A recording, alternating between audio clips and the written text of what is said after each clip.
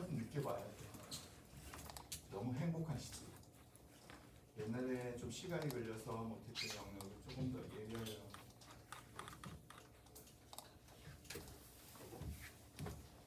근데 잘못 생각하면 참 위험한 시기이기도 하지.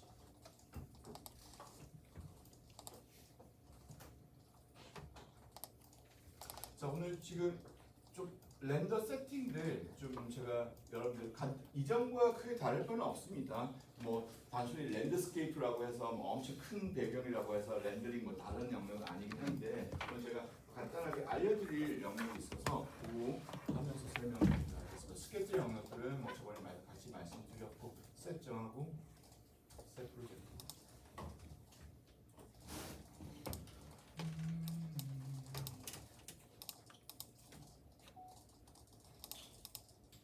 3D의 파트의 설정하고 오늘 제가 드린 요거였지? 데저트 셋업이었나? 셋업. 네. 요거 맞지?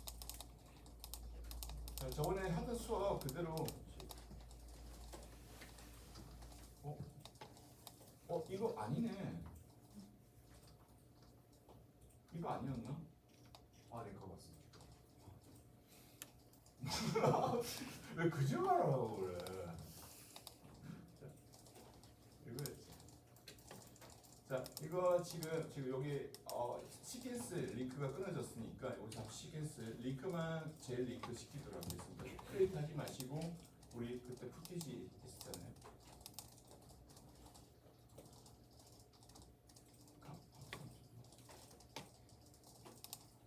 애플라이트 시퀀스만 이렇게 링크를 좀 시키고 말씀을 드리도록 하겠습니다. 저거 퍼스펙티브로 하고 자, 이 트래킹 카메라 뷰로 일단 저번에 이 시퀀스 체크해서 이렇게 기존에 있는 대로 제가 다시 여러분 알고 있는 영역처럼 메시 그래서 저는 이번에 하면서 이렇게 저는 여러 번 합니다. 그래서 지금 여기 안테나 쪽은 이제 레이아웃에서 두 번째 이제 메시 이용하고 하우스 저는 이번에는 한 네 가지 타입으로 조금 살짝 돌려서 새로 그냥 만들었어요. 그래서 이렇게 하고 자 그리고 이제 여기서 여기 다른 영역은 똑같습니다. 기존하고 그리고 보면서 전체 이거는 카메라 트래킹은 붙인다고 되는 게 아니라 요 스틸로 되어져 있는데 이게 카메라가 움직일 때 마지막 프레임까지 빈 공간이 있는지 그리고 조금이 전혀 변화 없이 그냥 같은 키높이로 되어져 있는 게 없는지 이걸 보면서 필요할 때 이런 애들, 부속품 애들을 여기 사이드에 좀 변화를 주면서 세우고 또 약간 같은 애들이 좀 카메라 앵글 돌렸는데 특정 집이라든지 페어 어떤 오브젝트가 너무 전반적으로 가린다든지 좀 문제가 있을 때는 뭐 인스턴트 사용했다면은 살짝 저체 위치를 좀 옮긴다든지 이렇게 배치를 반드시 최종 배치를 하고 다시 해야 됩니다. 그래서 레퍼런스라는 개념은 기본적으로 어차피 배치를 하면 한 프레임을 가지고 배치를 합니다. 영상을 돌리면서 배치를 할 수가 없기 때문에 하지만 반드시 그래서 트래킹이 필요한 게 돌려가면서 문제가 있는지 이렇게 해서 반드시 한 프레임에 해당되는 문제를 체크를 해서 레이아웃 배치를 해야 되기 때문에 그래서 이번에 트래킹을 제출을 안 하신 분들은 아직 트래킹 혹시 안 되신 분들은 그거를 먼저 하셔야지 제대로 작업이 되거든요. 자 이렇게 해주시고 그림에 보시면은 자 요거 하나 봅시다. 제가 여기 제 레퍼런스대로 X윙에 해당되는 부분들을 박스 하나 만들어서 여기에 그냥 러프한 약간 콘크리트 텍스처가 적용이 되어져 있습니다. 자 그런데 그림에서 보시면은 이렇게 약간 사막이 살짝 울퉁불퉁이 올라와 있는 부분들은 요거를 뭐 여러분 버텍스로 옮기셔도 되지만은 여러분 잘 알고 계시는 것처럼 약간 지면은 지금 그림에 보시면은 평면적이면 안 됩니다. 지금 같은 경우에 약간 지면을 어떤 거는 좀 파고들고 있으면서 자연스럽게 여기에 있는 지면이 집들을 좀 파고들고 있어야지 좀 자연스럽게 보일 거예요. 그래서 여기에 모델링 쪽에 가시면은 저번에 여기 스컬프트 툴에서 스컬프트 툴 이용하셔서 중간에 보시고 B키 눌러서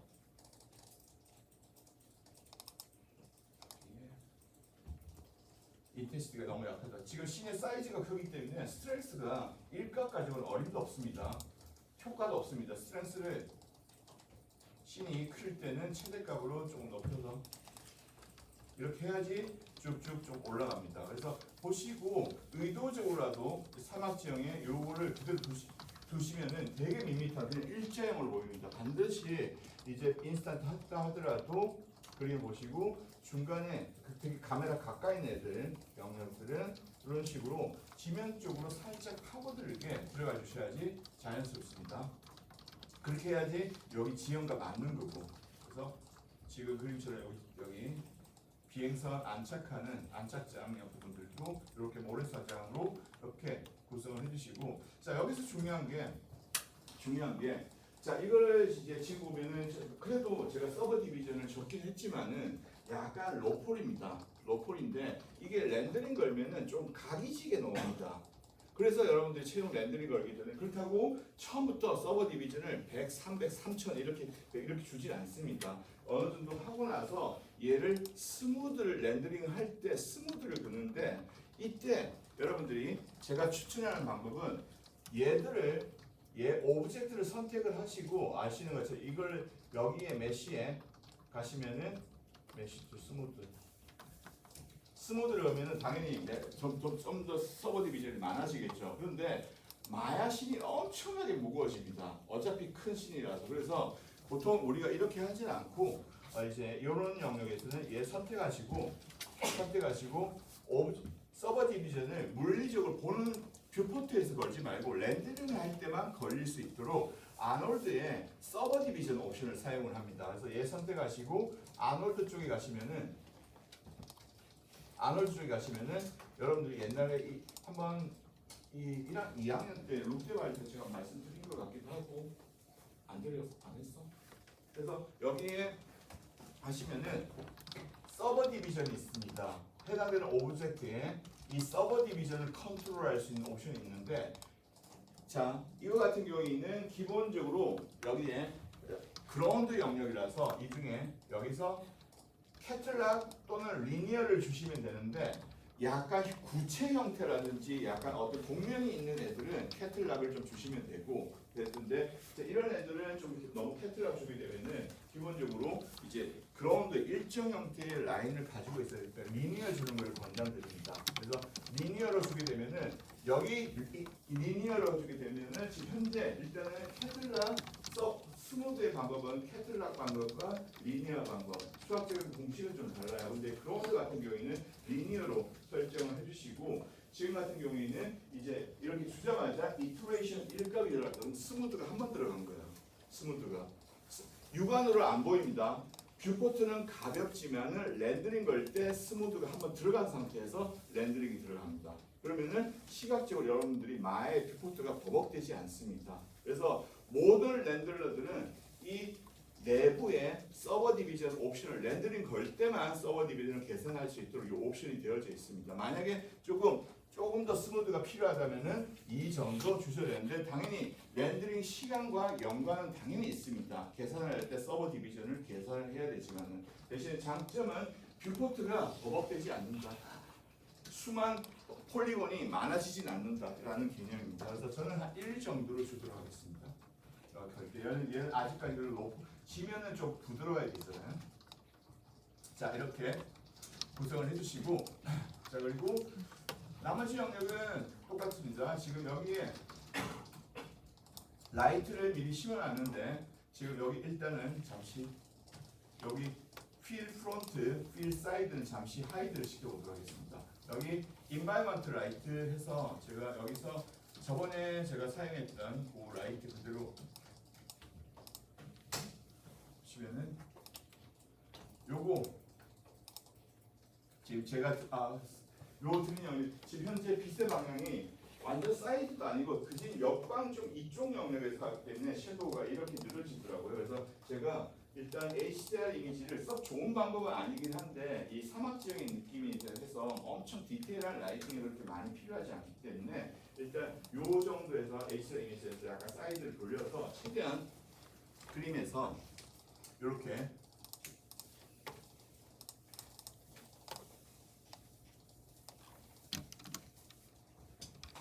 그림에서 HDR 이거 안 들어갔다. 텍스처도 지금 링크가 깨져 있는데 이게 왜 깨져 있지? 일단은 보시면은 지금 여기 이제 약간 비슷하게 섀도우 영역들을 좀 어느 정도 방향성을 맞추도록 설정이 되어져 있습니다. 자, 이렇게 텍스처가 지금 중간에 약간 링크가 깨진 것 같아요. 그건 체크해 주시고, 자, 이렇게 해주시고, 지금 여기에 이제 이렇게 하다 보면은 사막 지형이라서 이쪽 영역이 반대편 쪽에서는 이제 필이 안 됩니다. 근데 지금 현재 라이트 같은 경우에는 프론트 쪽에 제가 잠시만요, 0으로 하고, 이거는 뭐 금방 어차피 간단한 라이트라서 제가 기존랑 똑같은 거라서, 자, 여기서 프론트 쪽에 그냥 이쪽 영역에 일괄적으로 약간 살짝 안쪽에 조금 톤을 들어갈 수 있도록 전체 프론트 쪽에 하고, 그리고 빛이 오는 영역을 감안해서 지금 보면은 이쪽 영역이 빛이 이렇게 오니까 이쪽이 조금 더 빛이 좀 들어가야 될 것 같아서 저의 생각으로 사이드 쪽에 이렇게 조그맣게 필 라이트를 해서 약간 사막 지형 그렇게 어둡지는 않거든요. 지금 사막 전체가 여기 모래사장의 인터넷을 통해서 기본적인 밝기는 유지를 하고 있거든요. 그래서 이렇게 들어갔습니다. 지금 현재 영역에서 텍스처가 약간 링크가 깨져 있어서 부분들은 나중에 여러분들이 혹시 여실 때 링크를 다시 시켜주시고 자, 이렇게 설정이 됐는데, 자, 한번 열어봅시다. 누크를 잠시 열어서 우리가 오늘 제가 다른 영역은 똑같은데 오늘 제가 설명드릴 게 하나가 있어서 오늘 씬을 좀 가지고 왔습니다. 라이팅 하는 거는 어차피 씬 맞춰서 하는 거.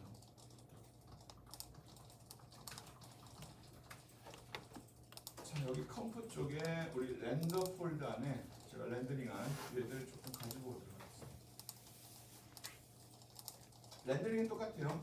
여기에 지금 해당되는 이 부분만 따로 메인 쪽, 배경 쪽 영역, 타투인 마을 쪽 영역만 따로 하고, 여기에 섀도우 영역 따로 하고 들어가는데, 여기서 이제 여러분들이 중요한 게 있습니다. 여러분 보세요.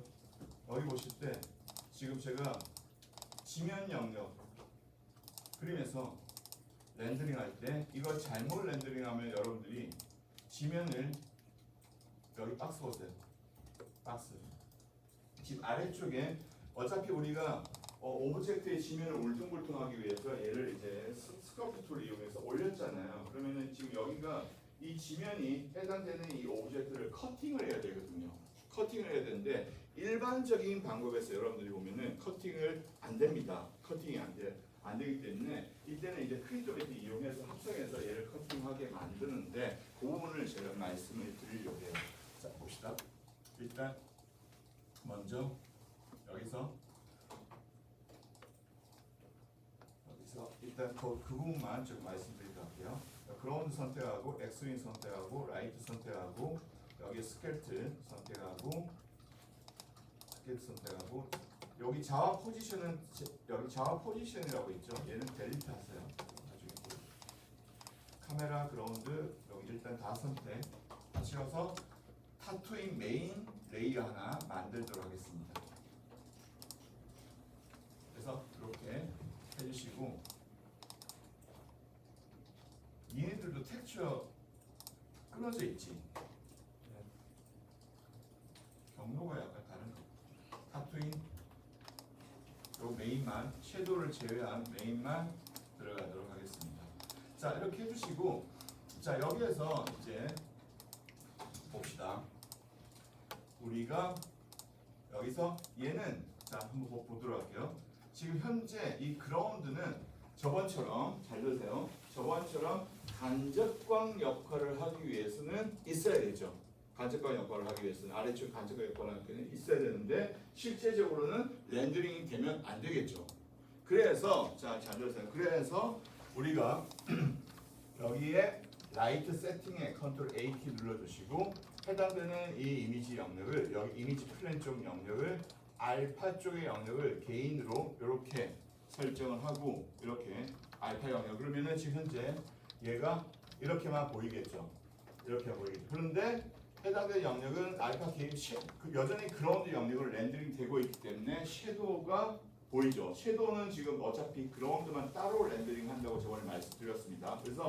그래서 지금 저번처럼 얘 그라운드 선택을 하시고 여기 어트리뷰트 에디트에서 저번에 그라운드 영역은 렌더링이 간접광 역할만 하고 본인은 섀도우를 렌더링하지 않도록 해서 얘를 오버라이드 한 다음에 체크 어플을 했습니다. 자, 그럼 한번 해보도록 할게요.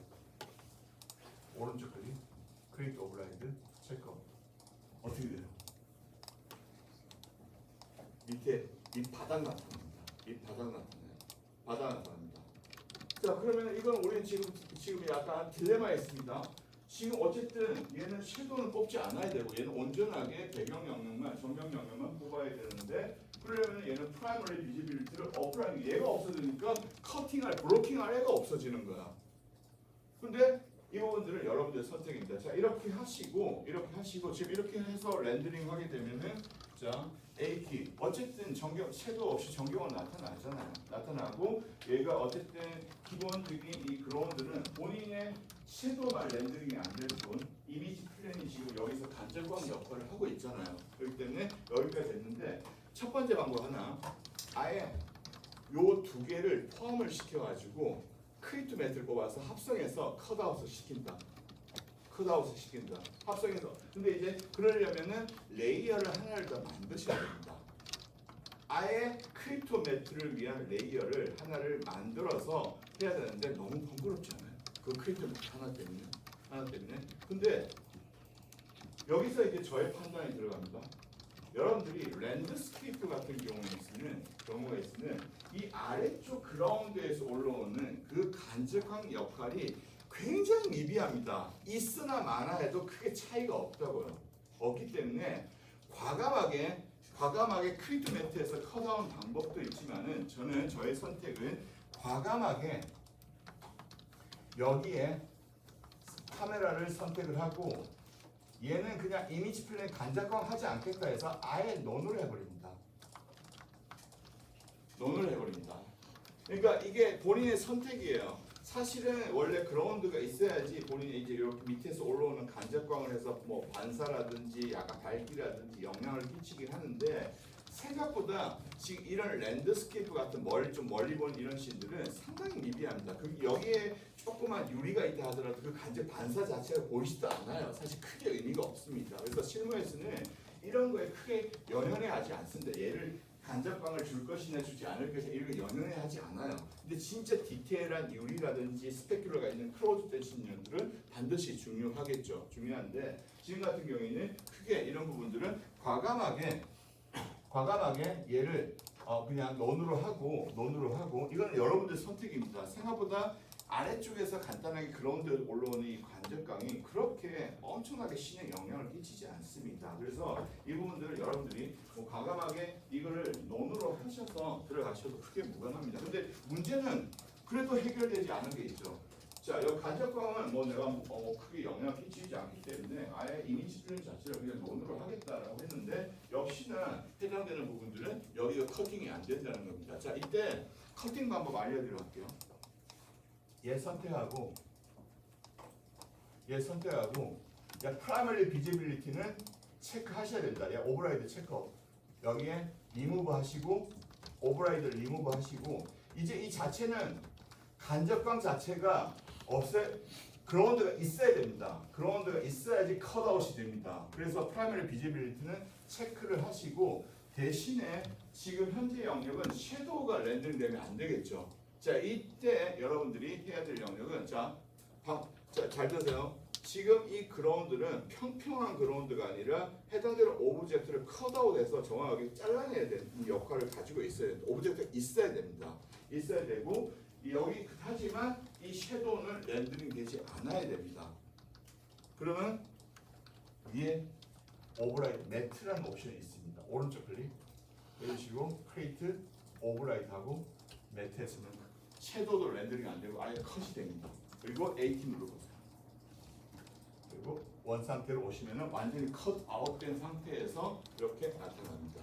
그래서 보통 랜드스케이프처럼 지금처럼 할 때는 이 방법을 선택을 하는 게 훨씬 더 효율적인 방법입니다. 뭐 이것도 생각할 필요 없이 크리에이트 매트가 아니라 이 그라운드 지면 자체가 사실은 있어야 되고 해당되는 영역은 섀도우 매트가 있다면은 이걸 섀도우 되지 않아야 되기 때문에 컷아웃 시키고 섀도우도 제거하는 방법 가장 깔끔한 방법은 이 매트 옵션을 체크하면은 커팅 시키고 본인은 커팅 역할만 합니다. 아예 섀도우 자체의 영역에 대한 부분들은 신경을 쓰지 않아요. 그렇기 때문에 이 부분을 잘 신경을 쓰셔야 됩니다. 여러분들 나중에 사막 둥턱 이렇게 올리려고 하면은 지면을 해상되는 오브젝트 파고들겠죠. 파고들기 때문에 지금 같은 방법을 이용을 하면은 훨씬 더 수월하게 굳이 크리트멘트를 하지 않아도 작업을 할 수가 있습니다. 그래서 지금의 이 영역은 뭐 굳이 아래쪽 그라운드에서 올라오는 이 간접광 영역은 생각보다 너무 미비합니다. 엄청 리플렉션 있는 영역도 아니기 때문에 과감하게 지금부터 뭐냐 이미지 플랜은 작업 다 하고 렌더링 할 때 끄셔도 사실 무관해요. 근데 이제 여러분들이 정확하게 뭔가를 파악하기 위해서는 여태까지 제가 알파를 0으로 하고 이미지 플랜을 2 이렇게 했지만은 실제적으로는 여러분들이 스스로가 좀 판단해서 간접 아래쪽 요 간접 크게 무관할 때는 멀리 있어 보일 때는 과감하게 지금처럼 그냥 이미지 플랜을 논으로 하셔도 무관하다라는 그런 개념입니다. 그래서 요거 말씀드리려고 합니다. 지금 특히 이제 지금 같은 랜더스케이프는 이 매트 옵션이 굉장히 중요할 거예요. 커팅을 시켜야 되기 때문에. 커팅. 근데 이거 모른다 하더라도 생각할 수 방법은 있겠죠. 우리한테 크리트 매트가 있으니까. 근데 어느 게 효율적이란 거지. 실제 크리트 매트를 만들려고 하면은 얘하고 지면이 있는 애가 같이 씬을 하나를 또 만들어야 되니까 굳이 너무 낭비잖아. 낭비니까 이 방법이 좋겠다. 이거 여러분들은 다 아는데 상황마다 어떻게 사용해야 할지에 대한 영역은 이제 계속해서 적응해 나가야 되는 거예요. 그래서 요거는 이제 한 번도 사용해 본 적이 없을 겁니다. 이거는 사실 실무 실설을 가지고 할 때만 사용을 자주 하기 때문에 요 매트라는 옵션 컷 아웃을 시킨다. 그래야지 지면을 통과하는 영역이 아예 컷이 된 상태에서 들어가거든요. 그래서 요거 옵션을 말씀을 드리는 거예요. 그래서 나머지 영역은 그대로 뭐 지금처럼 아주 이 라이팅 자체가 상당히 어려운 라이팅이 아닙니다. 이걸 가지고 우리 라이팅 기본 우리가 여러 번 했던 라이팅보다 제일 쉬워요. 굉장히 쉬운 라이팅. 랜드스케이프 라이팅이 굉장히 쉽습니다. 대신에 이제 디테일을 파악하셔야 돼요. 디테일. 메인 섀도우 영역 디테일 파는데 한쪽이 너무 치우치다든지 그리고 나중에 이제 합성해서 조금 약간 포구라든지 이런 영역에 대한 부분들을 합성해서 처리하는 영역이 사실 반 이상입니다. 라이팅의 영역도 라이팅 영역이지만 합성해서 깊이감을 느끼게 하는 영역이 반의 영역이기 때문에 이런 부분들만 체크를 해주시면 될 것 같습니다. 이렇게 요거를 이제 제가 말씀드리고 나머지는 이제 기존에 지금 제가 드린 여기 있는 똑같아요. 사투리 메인 쪽 정경적 영역들 그리고 섀도우 부분들 그리고 RGB 영역들 이렇게 렌더링하는 거는 기존과 크게 다를 바 없기 때문에 여러분들이 판단을 하셔서 들어가 주시면 될 것 같습니다. 근데 제가 한 가지 말씀드리고 싶은 거는 여러분들 씬하고 지금 씬하고 다를 거예요. 다른데 한번 고민해 보세요. 본인이 엄청나게 전경에서 지금 앞에 오브젝트들도 많고 막 이렇게 하는데 이거를 다 렌더링하기에는 아무래도 인스타트 사용한다 하더라도 그래도 좀 무게감이 있을 거 아니에요? 그러면은 한번 보고 이 앞쪽 한 블록을 한번 끊어서 1번 메인 전경 뒤쪽을 한번 끊어서 2번 메인 전경 두 개를 나눠서 걸면은 훨씬 효율적이지 않을까? 실제 그렇게 하거든요. 알고 보면은 제일 앞쪽 애들이 중요하니까 한 번에 걸고 그리고 지금 멀리 있는 애들은 한 번에 한 블록 튀어서 한 번 걸고 들어가게 되면은 굉장히 효율적으로 관리를 할 수 있어요. 왜냐하면 앞쪽도 합성해서 앞쪽도 내가 따로 걸었으니까 컨트롤할 수 있고 뒤쪽 전체 한 뭉텅이는 따로 컨트롤할 수 있기 때문에 굉장히 효율적인 방법입니다. 지금은 한 블록이니까 제가 그렇지만 진짜 큰 것들은 앞쪽 카메라 제일 앞쪽 영역을 한 블록 본인이 선택해서 끊어서 레이어 하나 만들어 가지고 따로 렌더링을 하나를 묶어서 넣는 방법도 생각을 할 수도 있는 거죠. 그건 여러분들 선택입니다. 제가 이제는 여러분 다 알고 있는데 이 씬에 맞춰서 여러분 씬에 적용을 할 수도 있지만은 한 번쯤은 본인의 씬을 적극적으로 생각해 보라는 거죠. 가지고. 그러니까 이거는 제가 얘기를 해줘야 돼요.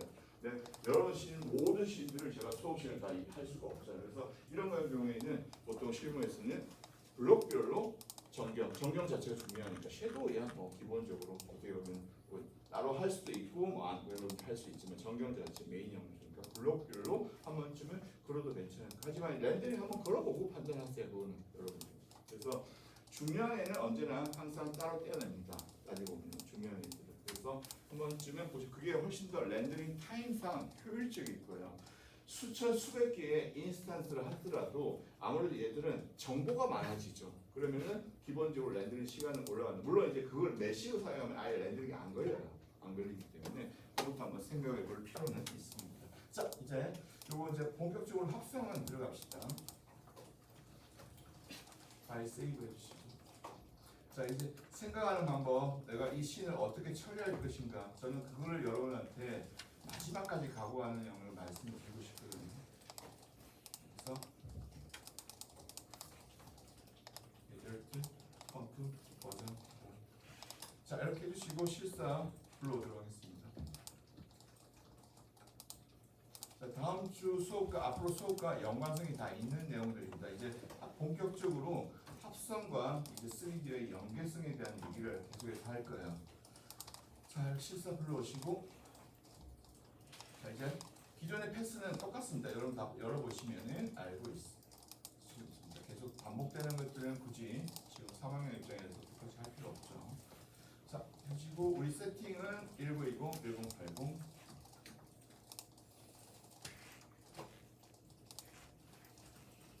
자, 들어갑시다. N키 부탁. 지금 제가 이거 합성하려고 한 게 아니라 오늘 이제 3D에서 해당되는 오브젝트를 다시 누크로 가져와서 여기에 지금 필요한 합성을 진행하려고 하는 과정들을 말씀을 드리려고 하는 거예요. 자, 이렇게 하시면은 자, 이미 컷 아웃된 상태이기 때문에 쏙 들어갑니다. 전체적인 구조가. 그래서 이렇게 들어가 주시고, 자, 이제 섀도우 가져오도록 하겠습니다. 일단 크게 전경과 배경을 좀 시원하게 모두 이렇게 구성하시고, 섀도우 일단 그레이드 노드, 해피 그레이드 노드 연결, 그리고 섀도우 알파 쪽으로 연결. 약간만 보고 약간 덴시티 적당하게 살짝만 있으면 됩니다. 여기하고 비슷한 요 정도 덴시티 정도면 자, 이렇게 구성이 됐습니다. 그리고 약간 좀 오클루전 불러옵시다. 섀도우에 제가 저번처럼 OCC 요거 아주 멀리 있긴 하지만은 제일 필요한 패스 중에 하나라서 셔플로드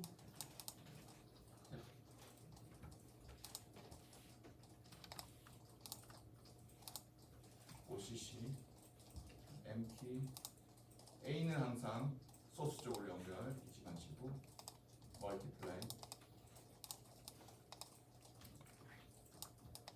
자, 이렇게 구성을 하시고 전체적으로 크게 나쁘진 않습니다. 오클루전 조금 더 약간 강조를 이 오클루전 셔플로드 아래쪽에 그레이드 노드 하나 붙여서 약간 간말이 조금 더 필요하다면은 여기 접촉면 조금 강조를 해도 되겠죠. 자, 이렇게 하신 다음에 제가 보기에는 약간 지금 여기 조금 밋밋하다는 느낌, 전경에 여기 타토인 마을 쪽이 조금 밋밋하다는 것 같아서 일단 컬러 컬렉션을 들어가기 전에 오클루전을 좀 붙이도록 하겠습니다. 이건 선택이에요. 본인의 선택. 셔플로드 어깨 한번 들어가고 정면 쪽에 오클루전 M키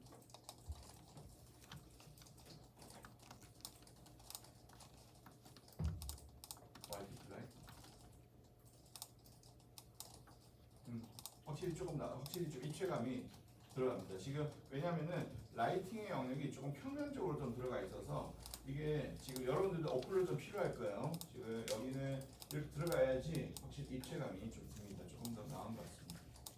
자, 이렇게 구성을 해주시고 지금 현재 영역에서 여전히 조금 오클루전이 좀 들어가서 그런지는 몰라도 약간 전반적으로 약간 이 뒤쪽 배경의 밝기하고 차이가 좀 있는 것 같습니다. 일괄적으로 프라이머리 컬렉션 전체적으로 약간 톤을 조금 사막 지형의 컨트라스트 톤들이 밝기 영역을 조금만 조정하도록 하겠습니다. 그러니까 개인값 조금 살짝 과하지 않도록 높이고 조금은 지금 약간 옐로우 톤으로 조금 추가 부여를 하도록 하겠습니다. 그린 블루를 좀 빼고 옐로우기가 있도록 개인값을 좀 조정하는 게 훨씬 나을 것 같습니다. 자, 이렇게 그리고 나머지 하면서 여러분들 플레이를 항상 하시면서 들어가도록 하겠습니다. 자, 이거는 이제 디테일 영역들은 이제 여러분들 그림마다 좀 다르기 때문에 웬만하면 라이팅에서 여러분들 이 실사가 참 하기가 쉬운 게 저번에 랜드스케이프 레이어만 웬만하면 진짜 디테일 오브젝트로 짜면은 웬만하면 맞아요. 안 맞는 게 이상한 거예요. 근데 레이아웃이 안 맞고 오늘 컨펌한 것처럼 전체적으로 비어 보이고 한 영역은 뭘 해도 안 맞습니다. 그건 합성 자체가 안 들어가요. 안 들어가는데 지금은 이렇게 들어갔는데 이제 이 상태에서 그림에서 약간의 이제 자연스럽지 못하죠. 되게 이제 폭우에 대한 느낌들이 전혀 없기 때문에 지금 우리가 1차적으로 먼저 여러분들이 대기에 대한 폭우를 먼저 생각할 영역은 라이트 랩핑을 먼저 생각하세요. 빛이 밝은 빛이 안쪽으로 스며들기 때문에 공기의 대기의 빛들 스펙트럼들이 안쪽에 빛을 감쌉니다. 이 엣지 영역을. 그래서 라이트 랩을 들어가서 일단 공기 원거법 일단 1차 공기 원거법을 적용을 해보도록 하겠습니다. 여기서 특히 라이트 랩, 자 라이트 랩, 자 옛날에 한번 보여준 적이 있긴 한데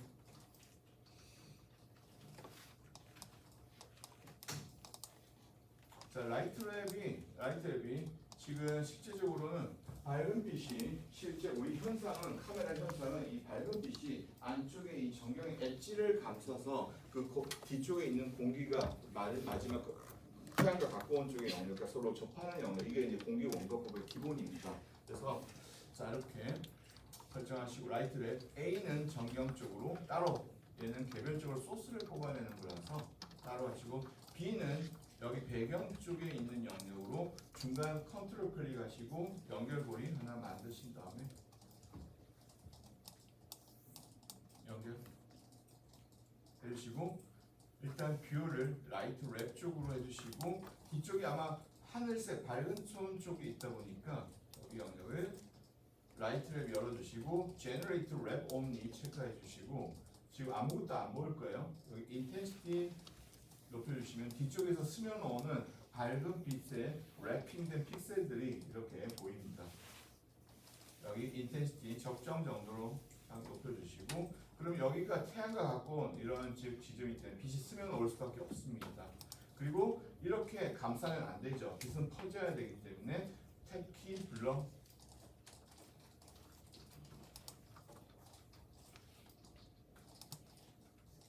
아주 많이 일단은 100% 주도록 하겠습니다. 이건 나중에 보고 판단을 하도록 하겠습니다. 자 이게 이제 공기가 전경을 감싸는 형태라고 이해하시면 될 것 같습니다. M키 눌러서 스크린 모드 머지에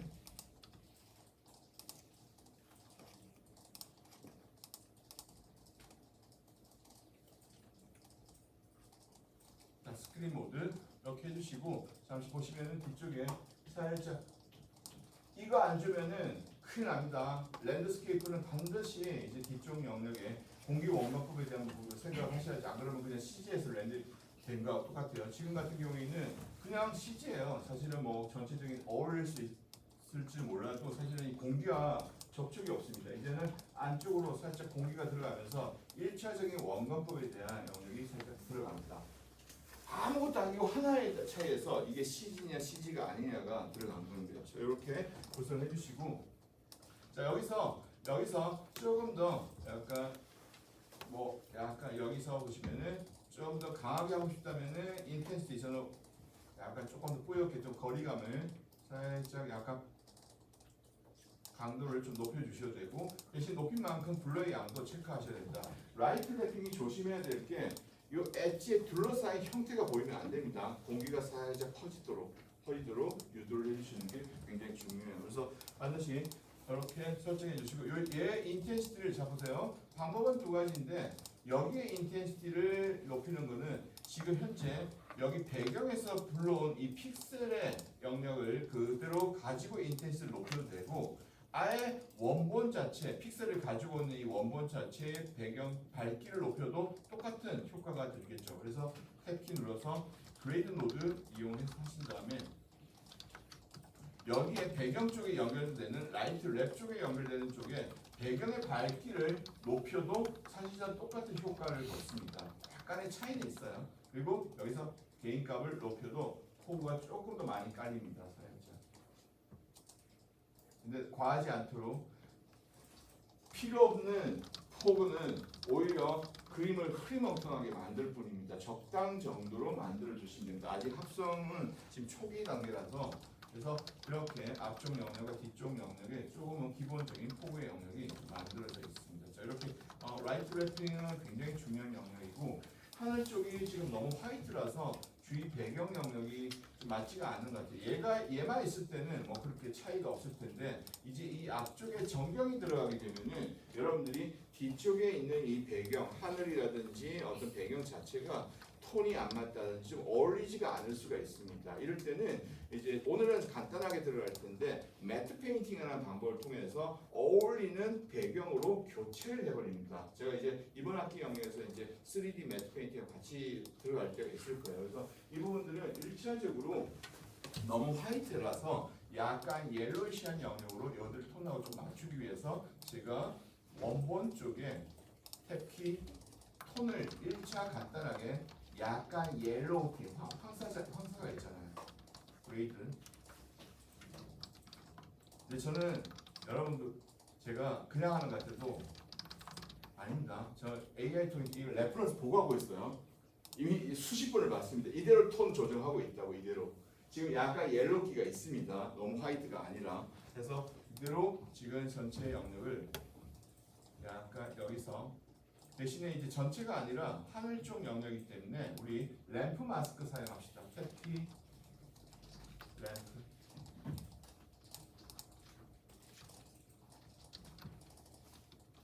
여기서 하늘부터 조정을 해야 되니까 안쪽까지는 스며들지 않도록 내려하는. 자, 여기까지 내려주시고 조금 옐로우 톤으로 좀 변경을 할 필요가 있는데 너무 밝아요. 일단 저의 선택은 개인값을 조금 내려서 너무 화이트 톤이니까 집중 조금 황사 느낌, 약간 둔탁한 느낌 살짝 내려주시고 여기에 블루를 조금 살짝 내려서 약간 옐로시한 영역으로. 여러분 여기서는 잘 표시가 안 날 거예요. 여러분 눈을 보세요. 그 모니터를 보세요. 살짝 옐로기가 이런 영역에서 살짝 옐로기가 이제 조금 전반적으로 통일감이 하늘 쪽으로 시선이 치우치지 않고 전반적인 약간 통일감, 황사가 약간 낀 듯한 느낌은 나오는 것 같습니다.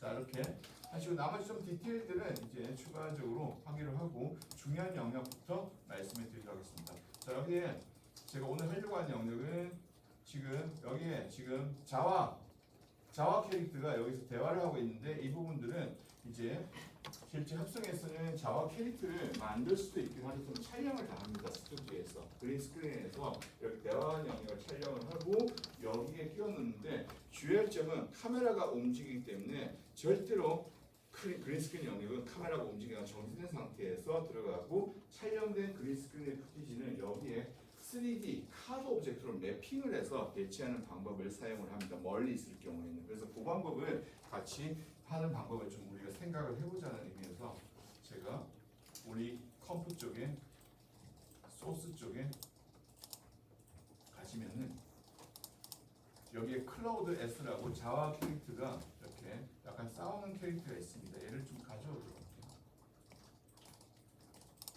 자, 지금 원래는 시킨스로 변경을 해야 되는 게 사실입니다. 지금 근데 제가 시간 관계상 그냥 MP4로 하는데 여러분들 절대로 하면 안 되는 거 아시죠? 저는 컨트롤을 받는 순식간에 MP4 불러와서 합성하는 순간 여러분들 계속 작업하다 뻥날 거예요. 그래서 이렇게 해서 들어갔는데 지금 아쉽게도 제가 이거 AI 돌렸는데 제가 순간 깜빡해가지고 내가 이 프레임 생각을 안 해가지고 원래 이게 150 프레임인데 제가 121 프레임만 생성을 됐더라고요. 조금 더 초수를 좀 늘려야 되는데 AI가 생성할 수 있는 영상의 길이는 최대 그룹 같은 경우에는 그룹 쌉니다. 그룹 같은 경우에는 최대 10초 정도, 최대 10초 꽤 깁니다. 그룹이 상당히 빠르면서도 길어요. 그렇게 엄청 퀄리티는 생각보다는 엄청 좋지는 않지만 이거는 제가 그룹에서 만드는 거예요. 괜찮잖아요. 사실 이 정도 이런 거. 그러니까 10초 길이는 상당히 긴 길이거든요. 10초 길이.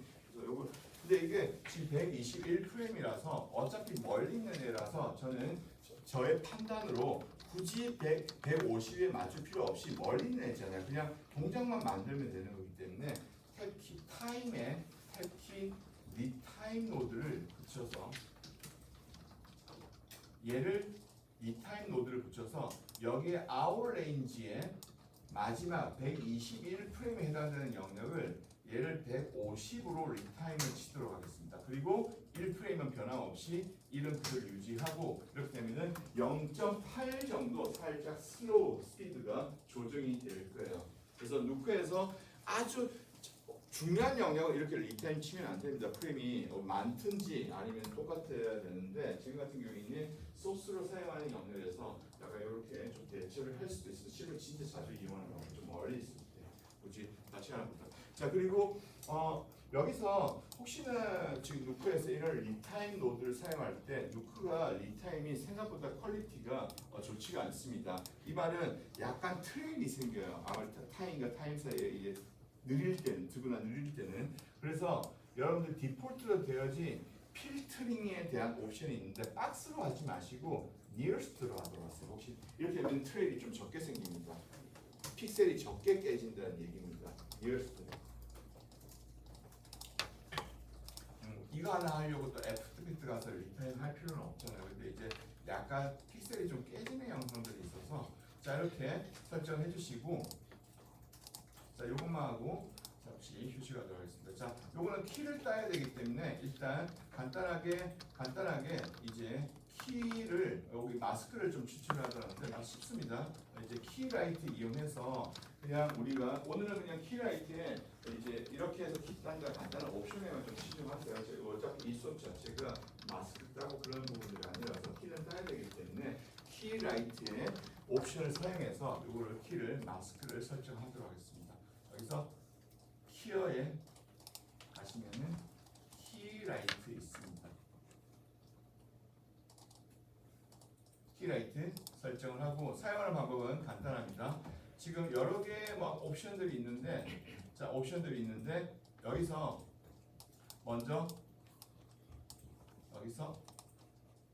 여기에 스크린 컬러 쪽에 가셔서 여기에 블랙으로 되어진 영역 컬러 피크 딱 선택하면 아이드롭 메뉴 나타날 거예요.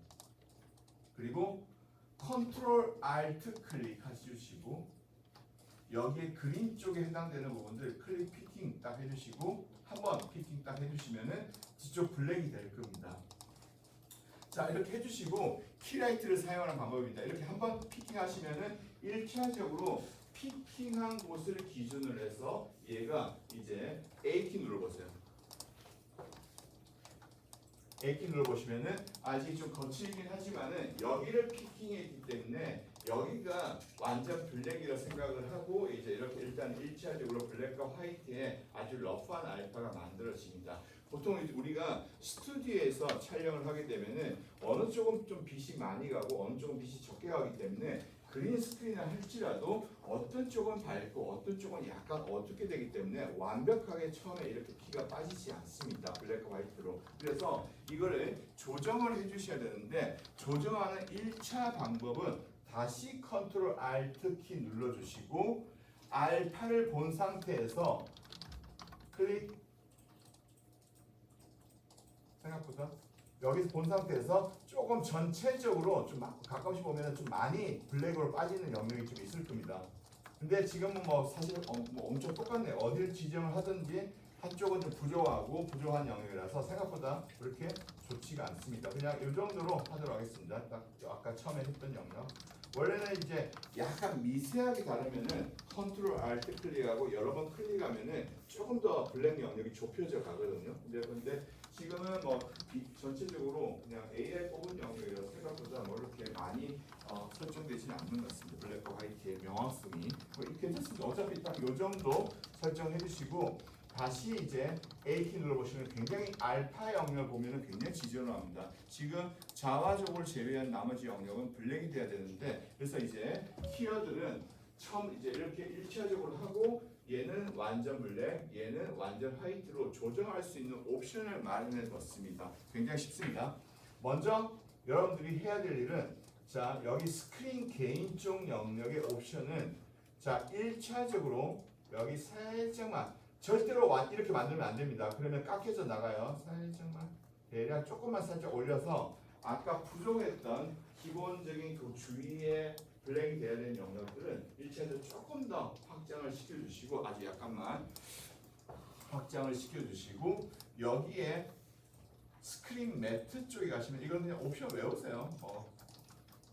스크린 매트 쪽에 가시면은 여기 부족한 애들은 아직 남아있거든요. 남아있기 때문에 여러분들이 키라이트를 혹시 사용했을 때 알아야 될 영역은 이거 신경 쓸 필요 없습니다. 클립 블랙, 클립 화이트 딱 요 두 옵션만 아시면 됩니다.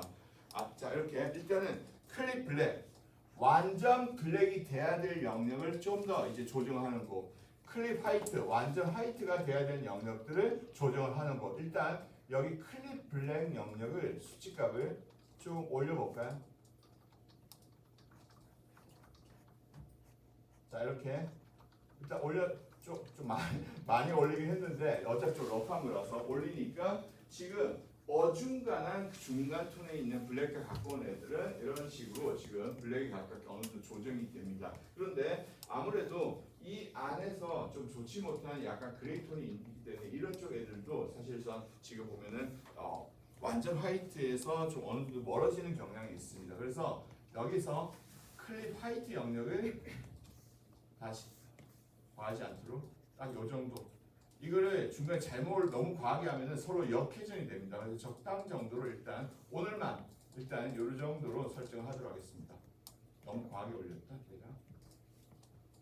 일단 지금은 좀 멀리 보이기 때문에 제가 좀 러프하게 만들도록 할게요. 이렇게 해서 일단 1차적으로 블랙 앤 화이트의 알파를 만들었습니다. 나머지 영역은 나중에 좀 하면서 수정하기로 하고 오늘은 키라이트의 중심이 아니라 얘가 해당되는 실사 캐릭터를 우리가 3D로 배치하는 프로세스에 설명되기 때문에 1차적으로 키라이트는 딱 이 정도로만 일단 저처럼 그냥 블랙 앤 화이트로 설정을 하도록 하세요. 자 이렇게 해주시고 자 알파가 만들어졌습니다. 탭키 프리멀티 해서 자 정확하게 여기 자와 캐릭터 대신에 지금 보시면은 그린 스크린이 영역이 지금 그림 보시면 이쪽 영역이 완전 그린이 아니었기 때문에 그림에 보시면은 이런 쪽 영역이 비거든요. 자 그러면은 간단해요. 여기서 여기에 알파를 본 상태에서 키라이트 아래쪽에 어차피 카메라 움직이지 않기 때문에 한 번만 하시면 됩니다. 로토 페인트 붙여주시고 RGBA로 설정하신 다음에 로토 쉐입 선택하시고 컬러는 RGBA 다 블랙 RGBA 다 블랙으로 하시고 이 부분만 블랙으로 만들어 버리면 되거든요. 자 이렇게 해서 간단하게 정리를 했습니다. 자 이거는 오늘은 이 정도 키만 만들도록 하겠습니다. 자 이렇게 해서 해당되는 이 캐릭터를 캐릭터를 러프해도 괜찮아요. 이 캐릭터를 여기에 넣을 거예요. 이쪽에. 자 이쪽에 넣으려고 하니까 실제적인 우리는 실측을 기준으로 해서 실제 카메라의 영역에서 거리감이 해서 씬을 만들었단 말이에요.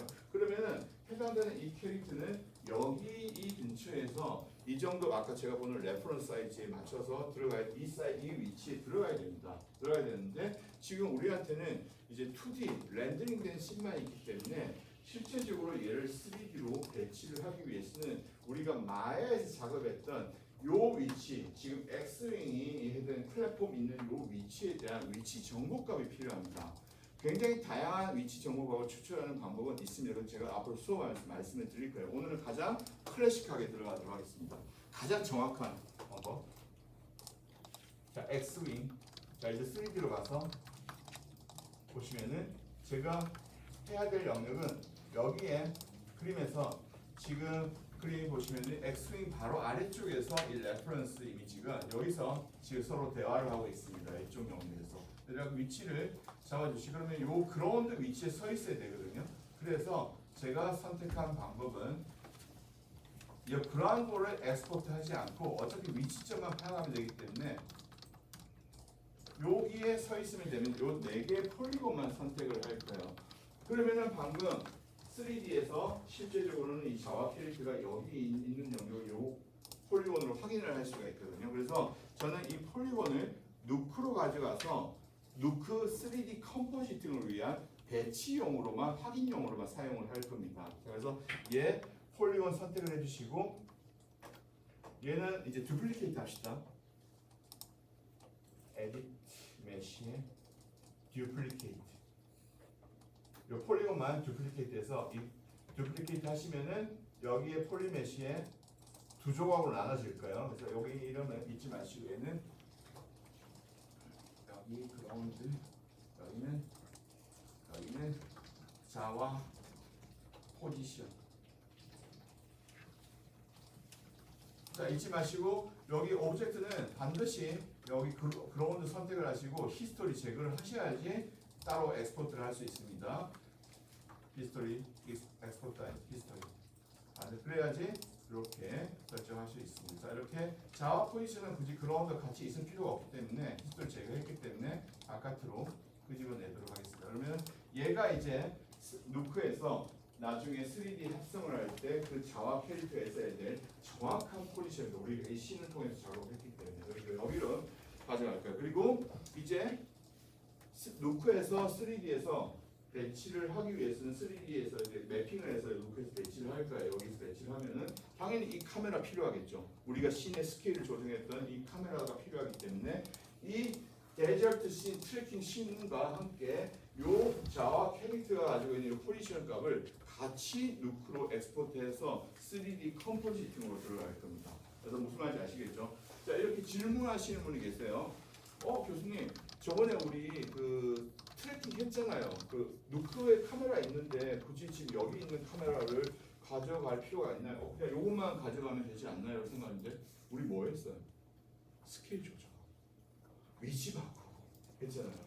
누크에서 있는 그 카메라는 이미 이 위치하고 틀립니다. 스케일도 틀리기 때문에 해당 영역은 이 3D의 이 카메라를 가져가셔야 됩니다. 자, 하는 방법 말씀드리도록 하겠습니다. 자, 먼저 트래킹 데저트 선택하고 이 안에는 카메라 포인트 클라우드 있겠죠. 해당되는. 그리고 여기에 자와 자와 어디 있어? 같이 있네. 같이 일단 구별되기 위해서 그 바깥으로 끄집어내죠. 혼란스럽다. 자, 트래킹 카메라 선택하고 이 자와 해당되는 얘 두 개 선택을 해서 이제 이 씬을 이 현재 이 트래킹 카메라하고 여기 포지션 오브젝트를 누크로 가져가도록 하겠습니다. 이제 본격적인 3D 누크의 최대 장점인 누크가 현재 100% 독점을 하는 이유입니다. 이게 이제 전체적으로 계속 실사가 왔다 갔다 하는 이 실사에서 작업할 수 있는 굉장히 큰 장점을 가지고 있는 이유거든요. 이 선택을 하시고 여기에 캐시 쪽에 잘 들으세요. 앞으로 이거 계속해서 반복할 겁니다. LMB 캐시 Export Selection to LMB 해주시고 여기 옵션 상자 클릭 하신 다음에 쭉 내려주셔서 저희들 프레임이 1에서 150 프레임 맞춰졌으니까 여기에 타임 슬라이드 맞죠? 150 프레임 요거 체크 확인을 해주시고 쭉 내려주시면서 뭐 다른 거는 손댈 필요 없습니다. 그대로 두셔도 무관합니다. 자, 여기서 엑스포트 해주시고 저희들 합성 폴더에 여기에 합성 폴더에 여기에 타투인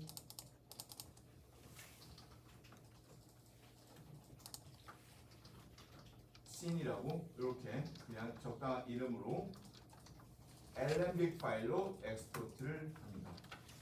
자, 누크에서 마야로 엑스포트 할 때는 F 트래킹 데이터 엑스포트 할 때는 FBAC 파일만 충분합니다. 그런데 이 마야에서 누크로 엑스포트 할 때는 마야의 다양한 카메라의 정보와 그룹핑의 정보와 오브젝트의 위치의 정보들을 다양하게 소화해야 될 폭넓은 포맷이 필요합니다. 그게 바로 ABC, LMB 포맷입니다. LMB. 그래서 그냥 생각하지 말고 그냥 LMB 포맷으로 엑스포트를 해주시면 됩니다. 그래서 뭐 여러 가지 포맷이 있긴 한데 가장 통용되는 포맷 중에 하나입니다. 자, 이렇게 해주시고 잠시 4시에 시작하도록 하겠습니다.